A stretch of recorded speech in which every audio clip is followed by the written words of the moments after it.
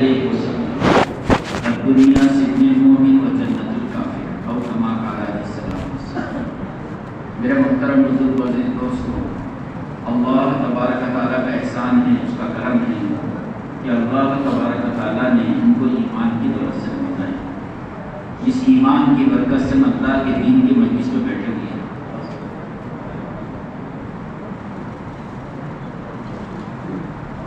اور ایمان ہی کی برکت ہے کہ اللہ کے نزدیک ہمارے ہر عمل کی قیمت ہے۔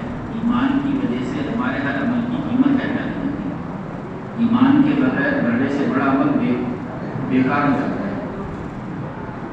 جتنی بھی خیر ہے اور جتنی بھی سوچی جا چکی ہے وہ سب ایمان کے ساتھ ہے۔ ایمان کے بغیر کوئی خیر نہیں ہے۔ رمضان ان لوگوں کے لیے ہے جن کے نزدیک ایمان ہے، جن کے نزدیک ایمان نہیں ان کے لیے کوئی رمضان نہیں۔ شب قدر ان لوگوں کے لیے ہے جن کے نزدیک ایمان ہے، جن کے نزدیک ایمان نہیں ان کے لیے کوئی شب قدر نہیں۔ اور ہماری قیمت اللہ کے نزدیک ایمان کی وجہ سے، اگر ایمان زندگی سے نکل جائے تو آدمی بے قیمت ہو جاتا ہے، جانوروں کے لسٹ میں نام آ جاتا ہے اگر ایمان زندگی سے نکل جائے۔ اس لیے علماء کرام نے لکھا ہے سب سے بڑی دعا ایمان پر خاتمہ مانگنا ہے، سب سے بڑی دعا ایمان پر خاتمہ مانگنا ہے، اور سب سے بڑی محنت ایمان کی حفاظت ہے۔ سب سے بڑی محنت ایمان کی حفاظت ہے۔ اللہ کو وہ بندے بہت پسند ہیں جو اپنے ایمان کی حفاظت کرتے ہیں، اور ایمان کی جو حفاظت ہوتی ہے وہ نیکی کرنے سے ہوتی ہے۔ ہر نیکی سے ایمان کی حفاظت ہوتی ہے، اور ہر گناہ سے ایمان کو خطرہ ہوتا ہے۔ ہر گناہ سے ایمان کو خطرہ ہوتا ہے۔ جس طرح ہر بیماری سے جان کو خطرہ ہوتا ہے، جس طرح ہر ایکسیڈنٹ سے جان کو خطرہ ہوتا ہے، اسی طرح ہر گناہ سے ایمان کو خطرہ ہوتا ہے۔ بعض گناہ وہ ہے جب بندہ وہ گناہ کرتا ہے تو اس کا ایمان ہی نکل جاتا ہے، اور بعض گناہ وہ ہے کہ وہ گناہوں کی نحوست کی وجہ سے نیک اعمال کی توفیق چھین لی جاتی ہے۔ بھائی علماء کرام تک پہنچ جائے، علماء کرام کا اسی میں ہو تو بازو میں چل جائے گا۔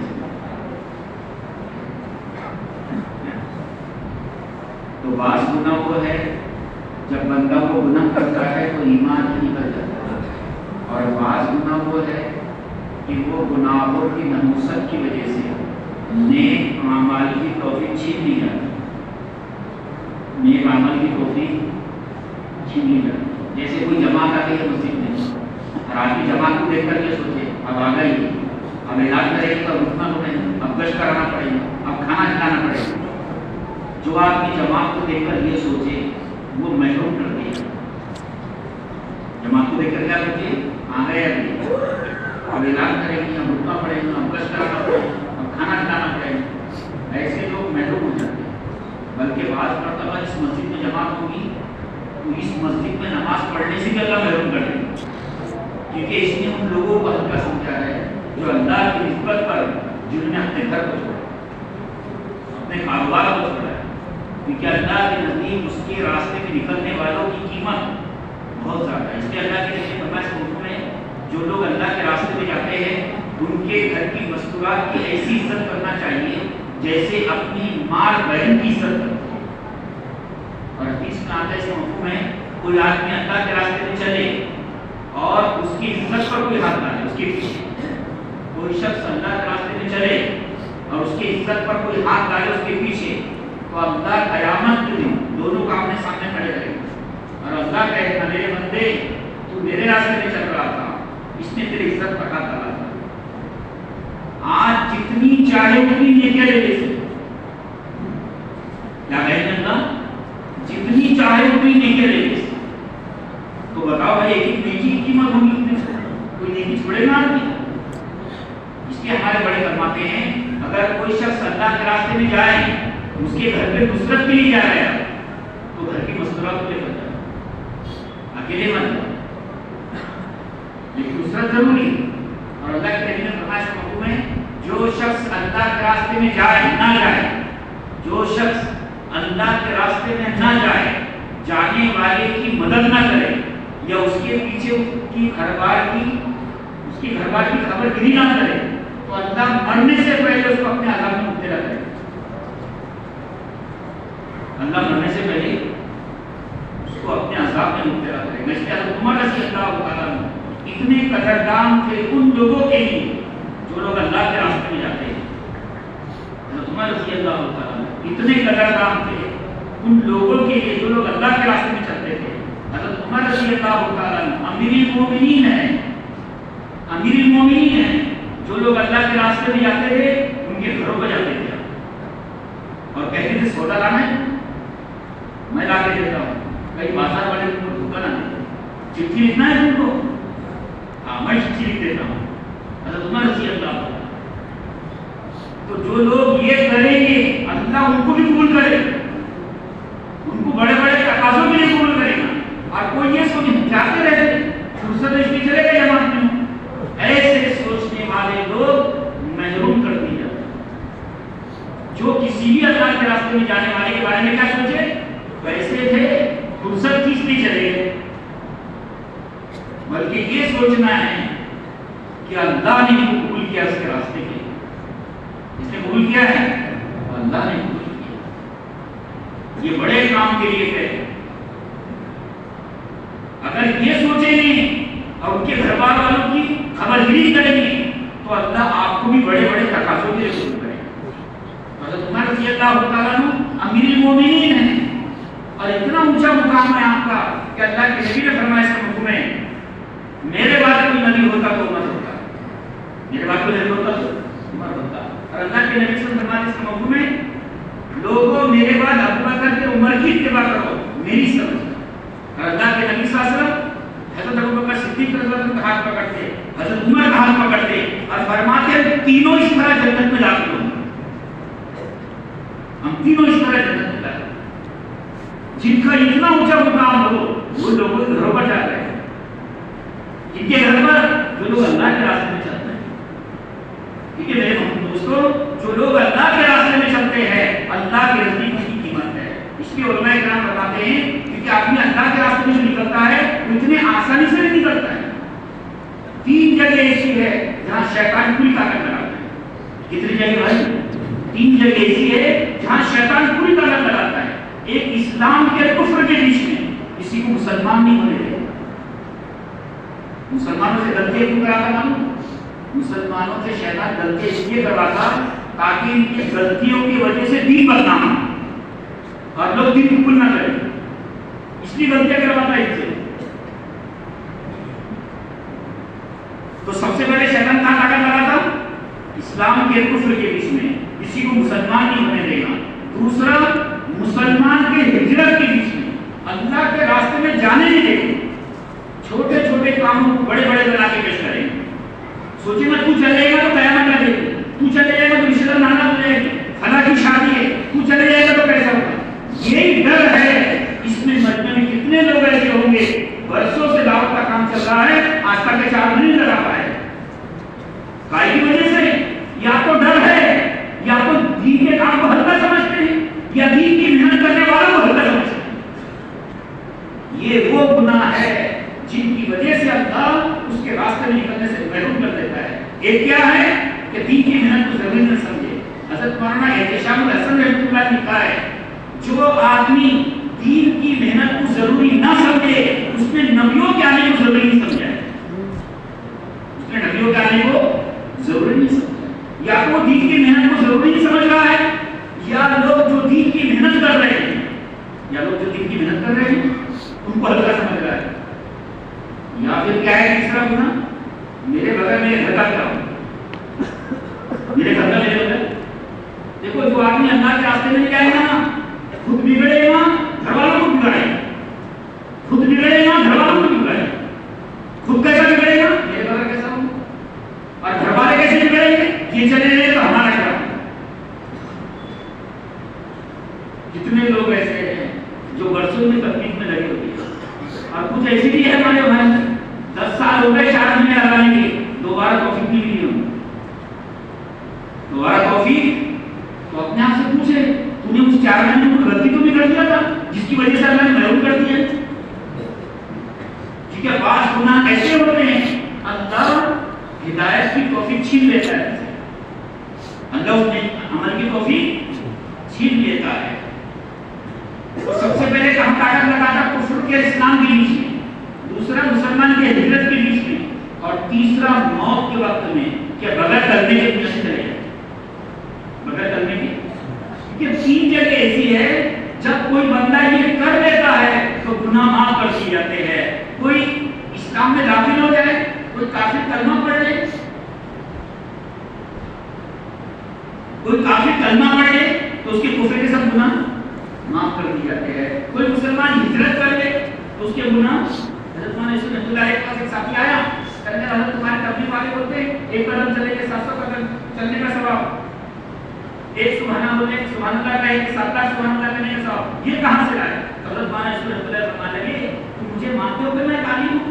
حضرت مانتے ہو میں عالم ہوں؟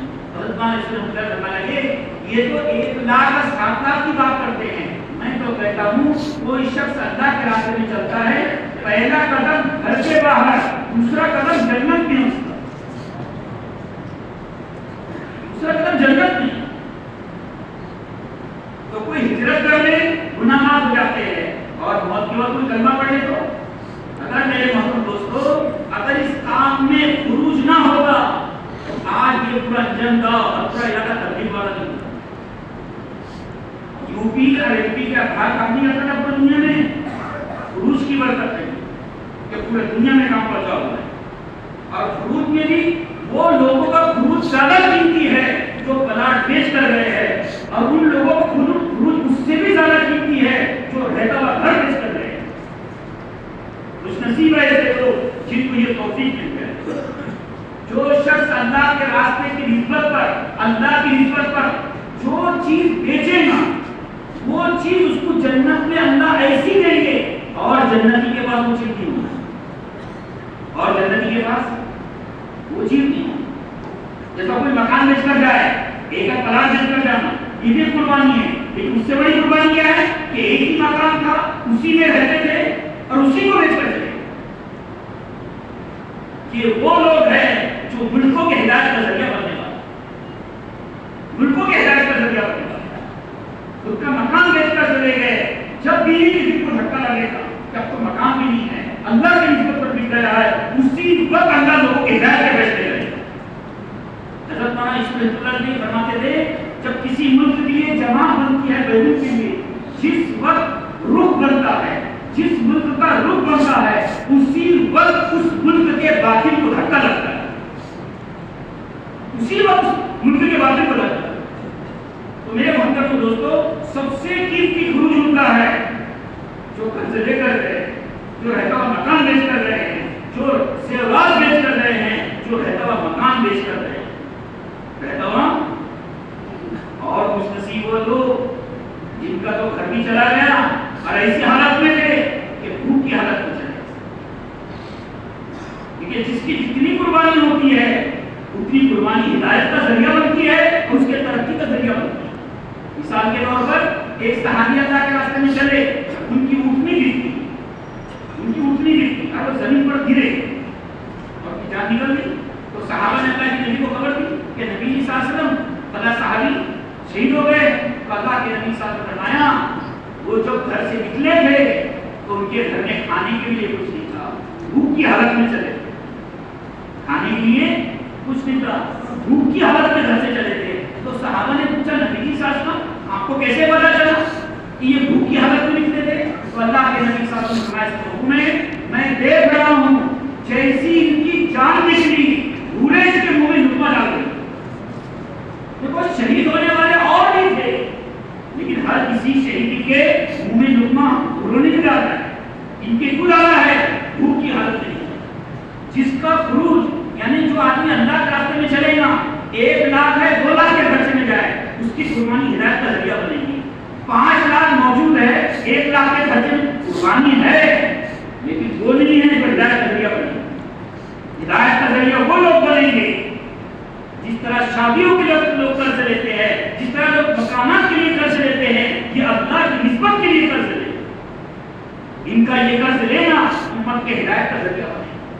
تو جس کی جتنی قربانی ہوگی, دیکھو تین صحابی تھے، حضرت زید رضی اللہ عنہ، حضرت جعفر ابن ابی طالب رضی اللہ عنہ اور عبداللہ بن رواحہ رضی اللہ عنہ، یہ تینوں شہید ہوئے۔ اللہ کے نبی صلی اللہ علیہ وسلم نے جب ان کو روانہ کیا فرمایا پہلے زید رضی اللہ عنہ وہ شہید ہو جائے، جعفر ابن ابی طالب رضی اللہ عنہ یہ شہید ہو جائے، تو عبداللہ بن رواحہ ایک یہودی اس بات کو سدھرا، تو اس نے کہا یہ تینوں گئے، کیا کہا؟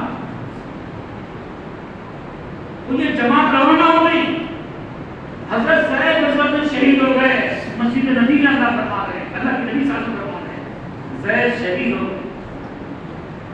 ان کے جو رشتہ دار وہاں بیٹھے ہوئے تھے، انہوں نے جو رونا شروع کیا ہے، ان کی رونے کی وجہ سے مدینے کی عورتیں تک مسجد تک آ گئی، بچے تک مسجد تک آ گئے۔ پھر اللہ کے نبی نے فرمایا کہ وہ جنت میں داخل ہو گئے۔ پھر اللہ کے نبی نے فرمایا جعفر شہید ہو گئے۔ اللہ کے نبی کو بڑی محبت تھی، اتنی محبت تھی کہ غزوہ خیبر جو فتح ہوا، خیبر وہ ایسی وقت خیبر فتح ہوا تھا جب مدینہ کے فاقے پر فاقے چل رہے تھے، مدینہ کا مدینہ بھوکا رہتا تھا۔ خیبر فتح ہونے کے بعد بہت اناج آیا، بہت مال آیا مدینے میں، تو اللہ کے نبی صلی اللہ علیہ وسلم خیبر فتح ہوا، حضرت جعفر بن ابی طالب رضی اللہ عنہ حبشہ ہجرت کے لیے گئے تھے، وہاں سے اسی دن آئے جس دن خیبر فتح ہوا۔ تو اللہ کے نبی صلی اللہ علیہ وسلم بار بار یہ فرما رہے تھے میں خیبر کے فتح ہونے کی خوشی مناؤں یا جعفر کے آنے کی خوشی مناؤں، میں خیبر کی خوشی مناؤں یا جعفر کی آنے کی خوشی مناؤں۔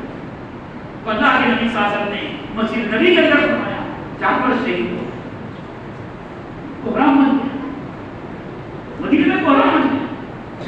پھر اللہ کے نبی صلی اللہ علیہ وسلم نے فرمایا عبداللہ بن رواحہ کی شہید ہو۔ جب اللہ کے نبی صلی اللہ علیہ وسلم حضرت جعفر رضی اللہ عنہ کے گھر پہ گئے تو ان کے چھوٹے چھوٹے بچے ان کو گلے لگایا، ان کی آنکھوں، اللہ کے نبی کی آنکھوں میں آنسو تھے۔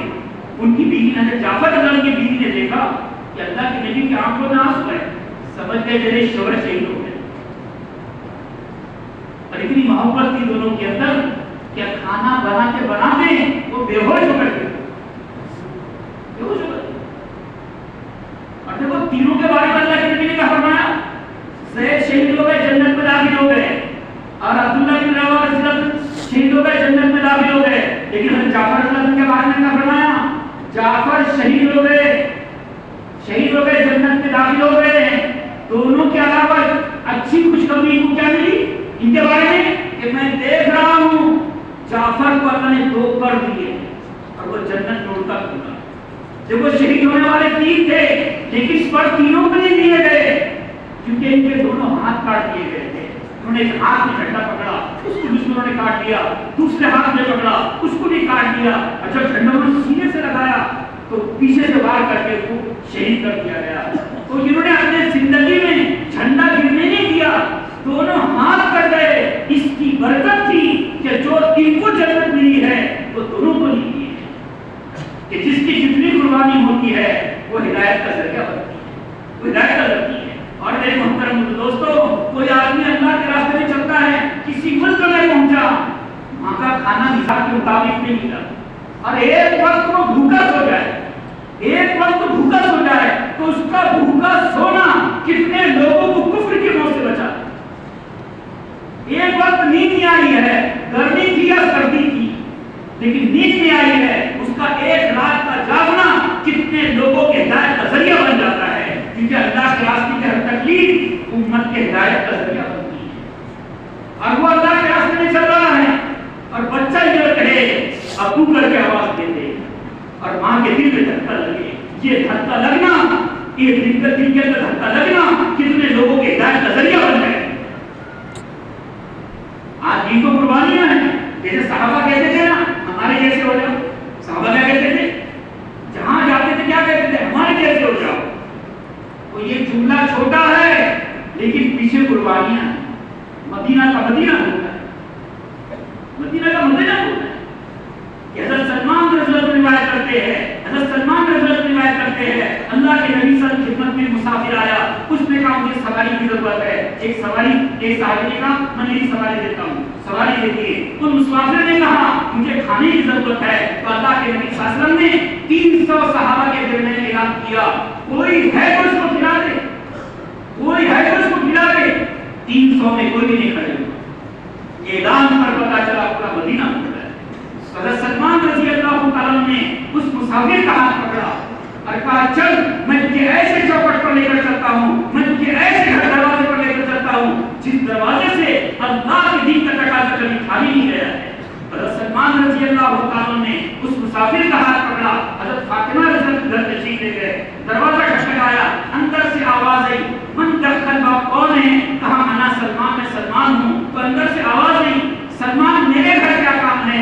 حضرت سلمان رضی اللہ فرمانے لگے اے اللہ کے نبی صلی اللہ علیہ وسلم کی بیٹی، اے اللہ کے نبی صلی اللہ علیہ وسلم کی رفت جگر، ایک تقاضا ہے اس کو پورا کرنا ہے، ایک مسافر ہے اس کو کھانا کھلانا ہے۔ حضرت فاطمہ رضی اللہ عنہا نے فرمایا اے اللہ کے نبی صلی اللہ علیہ وسلم کے صحابی، ہم کو کئی دن سے کھانے کو نہیں ملا، ہم کو کئی دن سے کھانے کو نہیں ملا، میرے معصوم بچوں کے چہروں کو دیکھو کہ بھوک نے ان کے چہروں کا حال کیا کر دیا ہے۔ لیکن فرمانے لگے سلمان یہ تقاضا میرے چوکٹ سے خالی نہ جائے، تو اپنے سر پر جو چادر اوڑھے ہوئے تھی ان چادر کو گھر کے باہر پھینکا۔ سلمان یہ چادر لو، کسی یہودی کے گھر پہ گر کے رکھ دو اور اس کے بدلے میں کچھ جو ڈالو۔ تو سلمان رضی اللہ تعالیٰ عنہ اس چادر کو لے کر شمون نام کا یہودی تھا اس کے گھر پہ پہنچے، کہا شمون یہ چادر لے، اس کے بدلے میں کچھ جو دے دے۔ تو شمون نام کا یہودی جو مل رہا تھا، تو سلمان رضی اللہ عنہ نے فرمایا شمون تجھے معلوم ہے کس کی چادر ہے؟ شمون تجھے معلوم ہے کس کی چادر ہے؟ امام الانبیاء محبوب کبریا حضرت محمد مصطفیٰ صلی اللہ علیہ وسلم کے سر کی چادر ہے، اور تیرے پر اس لیے گروی رکھی جا رہی ہے ایک تقاضا پورا کرنا ہے۔ تو شمون نام کا یہودی بھی رونے لگے، وہ بھی رونے لگے۔ حضرت سلمان رضی اللہ عنہ نے فرمایا تو روتا کیوں ہے؟ تو چادر مل رہی ہے۔ تو شمون کہنے لگا سلمان میں اس لیے رو رہا ہوں کہ میں نے اپنی کتابوں میں پڑھا ایک نبی ہوں گے، وہ نبی کی لڑکی ہوگی، جب وہ نبی کی لڑکی کے پاس ایک دن کا تقاضا آئے گا اور وہ نبی کی لڑکی کے پاس اس تقاضے کو پورا کرنے کے لیے کچھ نہیں ہوتا، وہ نبی کی لڑکی اپنے سر کی چادر کسی یہودی کے گھر پہ گری رکھتی اس تقاضے کو پورا کرنے کے لیے۔ تو شمون نام کا یہودی کہتا ہے سلمان میں اس لیے رو رہا ہوں کہ وہ میں ہی بدنصیب ہوں کہ وہ چادر میرے لگا دیجیے۔ میرے محترم دوستو یہ آنسو تھے کہ ایک جملے میں شہر کے شہر اسلام پہ داخل ہو جاتے تھے۔ آج اللہ کا احسان ہے جو چل رہی ہے، اس کے پیچھے بھی قربانیاں ہیں، اور جو لوگ 5 منٹ پہلے جاتے ہیں نا ان سے بڑی قربانی ہوتی ہے جن ماں بہنوں کو چھوڑ کر جاتے۔ مجھے اچھی طرح یاد ہے میں ایک مرتبہ کولہاپور گیا، مسجد کے مسجد کے پاس میں کھڑا ہوا تھا، ایک بچی ہے 4-5 سال کی ہوگی، اس نے پیچھے سے مجھے دیکھی اور آگے سے دیکھ کر مجھے نکل گئی ایسا۔ میں نے بولا یہ کون ہے؟ بولے اس کے ابو بیرون جماعت میں گئے ہیں، جب سے جماعت میں گئے ہیں روزانہ مرکز میں آ کے چکر مارتے۔ ایک ساتھی اللہ کے راستے میں چل رہا تھا، اس کی ماں بیمار، اور وہ کیا کرنے لگی مجھ سے کیا میرا بیٹا میرے میت میں نہیں ہے؟ کیا میرا بیٹا میرے جنازے میں نہیں ہے؟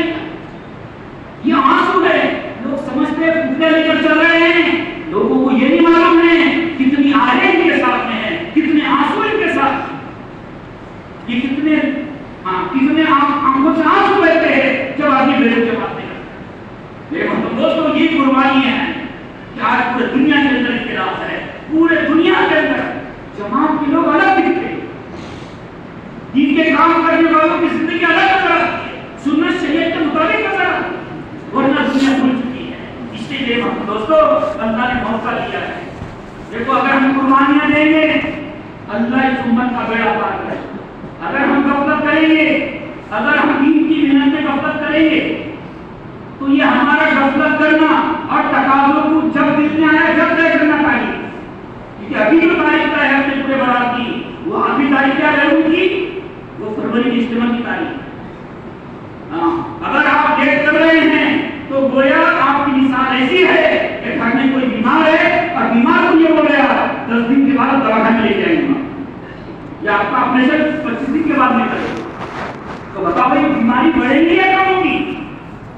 پورے برات کے اندر اس میں یہ طے ہوا تھا کہ ہر کوئی کو سب سے جماعت بنے گی وہ فروری کے اجتماع سے بنے گی۔ قربانیاں ضرور ہوں گی لیکن یہ قربانیاں اللہ کے نبی کی امت کے کام میں اللہ کی قربانیوں کے برکت سے ایسے لوگوں کو توبہ کی توفیق دے گا آپ سوچ بھی نہیں سکیں۔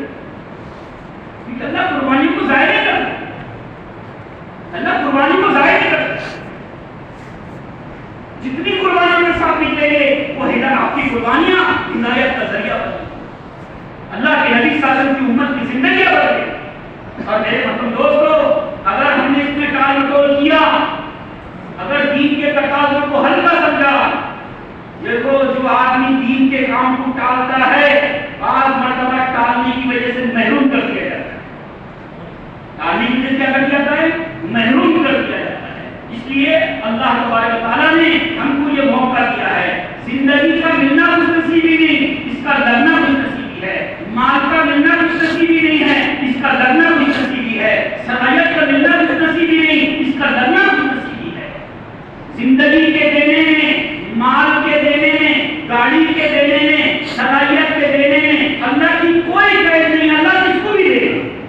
زندگی کے دینے میں، مال کے دینے میں، صلاحیت کے دینے میں، زندگی کے دینے میں اللہ کی کوئی قید نہیں ہے، کس کو بھی دے گا۔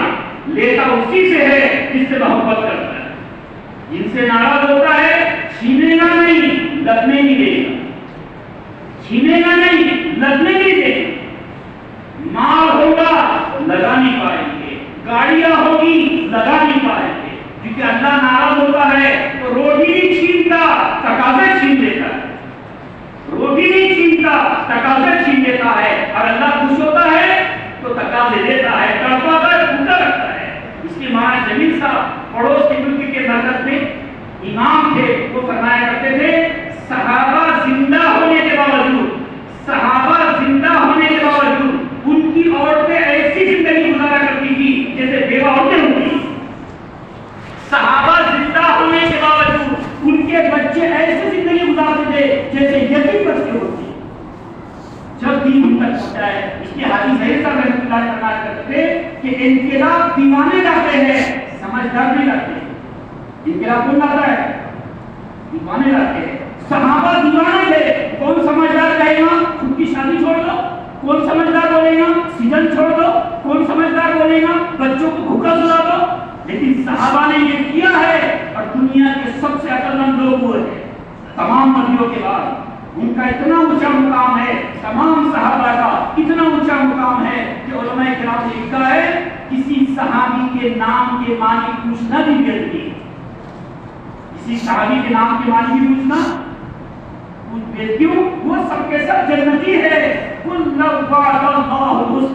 سب کے سب جنتی ہے، کیونکہ ان کے زندگی کا مقصد تھا ہم تو جیتے ہیں کہ دنیا میں تیرا نام ہے۔ عزت چاہتے ہو نا، یہ نیت کرنا پڑے گا، ورنہ دھکے کی ضرورت نہیں ملے گی۔ اگر ہم عزت چاہتے ہیں دنیا آخرت کی، تو وہ نیت کرنا پڑے گا جو صحابہ کی تھی کہ ہم تو جیتے ہیں کہ دنیا میں تیرا نام ہے۔ جن کا یہ مقصد ہوتا ہے ان کے کپڑوں میں پیور بھی لگ جائے تو عزت پا لیتے ہیں، جن کا یہ مقصد ہوتا ہے ان کے ہاتھوں میں ٹہنیاں تلوار بن جائے کرتی ہے، اور جن کا مقصد روٹی کپڑا مکان بن جاتا ہے، جن کا مقصد روٹی کپڑا مکان بن جاتا ہے، ذلت ان کے مقدر نہیں دی جاتی ہے، پورے دنیا کے خزانے ان کو دی جائے تو اللہ ان کو دل کا فقیر بنا دیتے ہیں، کیونکہ اللہ کا فیصلہ ہے دین نہیں تو دنیا میں۔ تاریخ گواہ ہے جس نے دین کو چھوڑا دنیا نے اس کو چھوڑا۔ اس لیے گزارش ہے ان بھائیوں سے جو جن کو اللہ نے قواعد میں بٹھا دیا ہے، اس نے بٹھایا بھائی میں 50 سال سے لوگ تبلیغ میں چل آئے تھے، قواعد نہیں بیٹھ رہے، وہ خوش نصیب ہے وہ لوگ اس مجمع میں جن کے 3 مرتبہ 4 بار لگ چکے ہیں، یہ وہ پہلے برن لگا چکے ہیں، خوش نصیب ہے وہ لوگ۔ اللہ نے قبول کیا ہے آپ کا کوئی کمال نہیں تھا، اللہ نے قبول کیا ہے، ورنہ ہزاروں کتنے لوگ ایسے 10 سال 15 سال پہلے 4 مہینے لگائے تھے، 2 بار شوپنگ نہیں ملی ہو، خوش نصیب ہے وہ لوگ۔ اس لیے گزارش ہے آپ کی قربانیوں پر اللہ دنیا میں فیصلے کریں گے۔ یہ بیرون جانے والے لوگوں کے قربانی پر دھکے کھانا ہوتا ہے، جتنے دھکے کھائیں گے پیٹ نہیں بھرے گا، نیند نہیں آئے گی، بات سمجھ میں نہیں آ رہی ہے، ایک ایک چیز کو بازار کی تلاش کر رہے ہیں، چیزیں نہیں مل رہی ہے، یہ نیشنل ہے۔